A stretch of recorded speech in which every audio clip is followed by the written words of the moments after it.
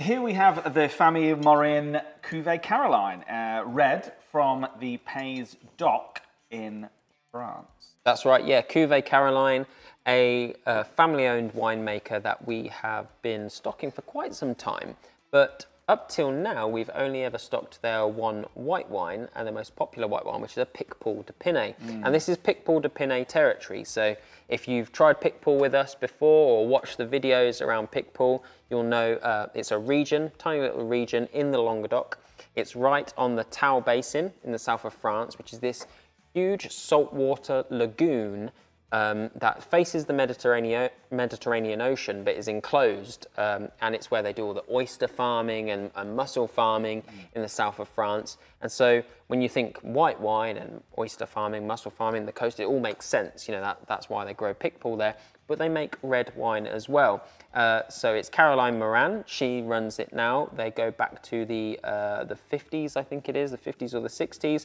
Prior to that, this is a historic winemaking area. I mean, they've got evidence of monks making wine here back to the 1300s, so it's proper, historic, old school winemaking. Now it's family owned, and their red, we've ignored the red, actually, haven't we, for some time, because we love the Picpoul. The Picpoul's fantastic. Yeah, and actually, I'm guilty of saying, oh, you know, why would the red be any good? Because this is Picpoul territory. It's great. And it's 14 and a half. Woohoo! It's a big fella, but whereas like you've always said, like Picpoul, super racy, high acidity, you know, cool style white.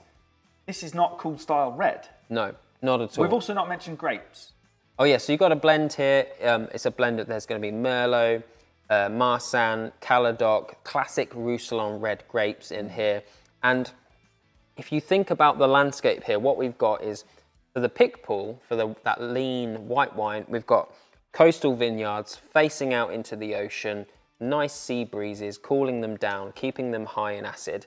On the other side of those hills and those mountains, facing away from the ocean, you've got proper, rugged, rocky, desolate landscape where these bush vines cling on for their lives, you know, really, really struggling.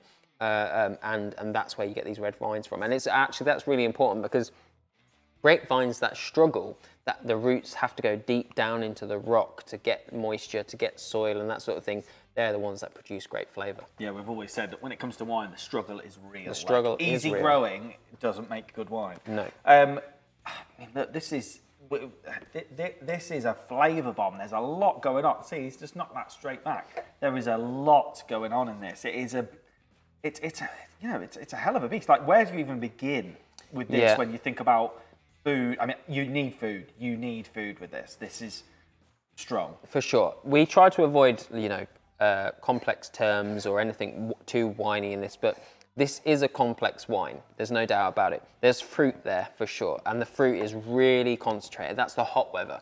You know, it's in jammy territory, but it's not sweet like a nice jammy red wine. So if you like jammy wine, this might not be in your territory, because actually it stays quite savoury.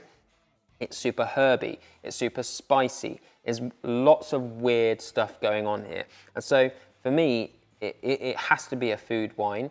You can't have it on its own. For me, it's got that sort of like Peking duck hoisin sauce thing going on.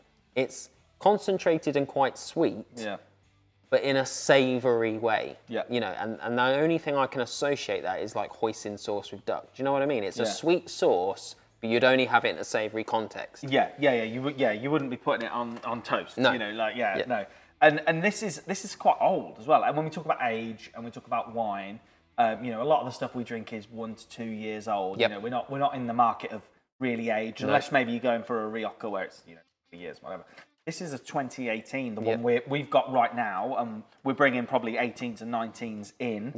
That's quite old, really, isn't it? It is, especially without too much oak as well. So, you know, aging for wine, especially red wines, will bring out different flavours, and that doesn't mean putting it away for 5, 10, 15 or 20 years. However, that does also change things. But when we talk about wine, we talk about primary flavours.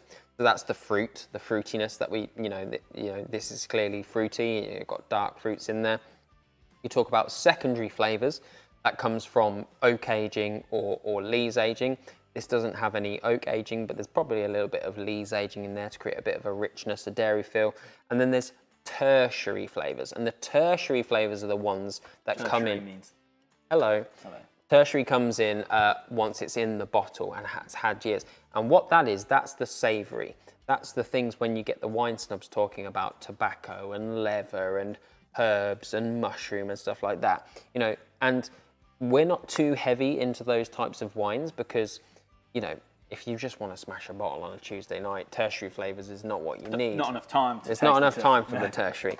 But this one delivers really, really heavily on the fruit, and the tertiaries for me are really, really nice. You know, it's not weird. I've had wines that have got a bit of age where the tertiary flavours are coming through, and you know, people start talking about farmyard and stuff like that, and I'm like, oh no, I don't.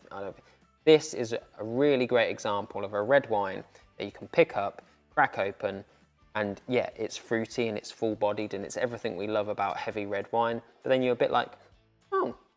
What's that other thing? Well, yeah. Oh, hello. Yeah, and those things they're not flavours that they pick up from things that have gone in the bottle. It's literally just the way the chemicals develop in the bottle. It's the way the chemicals break down over time, essentially. You know, so the chemicals, the polyphenols will break down over time in the bottle, and will they get better the longer you leave them? No. This is a wine that you still need to drink now. Like, that doesn't mean that you can put this wine that you can put this wine away for 10 years and it's going to get better and better and better. Probably not. You want to drink it now, but it's got a little bit of that experience for you. They've done the aging their side. Yeah, you don't absolutely. do it yours. Yeah, get this open, get it drunk. And I mean, look, you get the duck, I'll get the hoisin. Hello. Let's have a party. Cheers.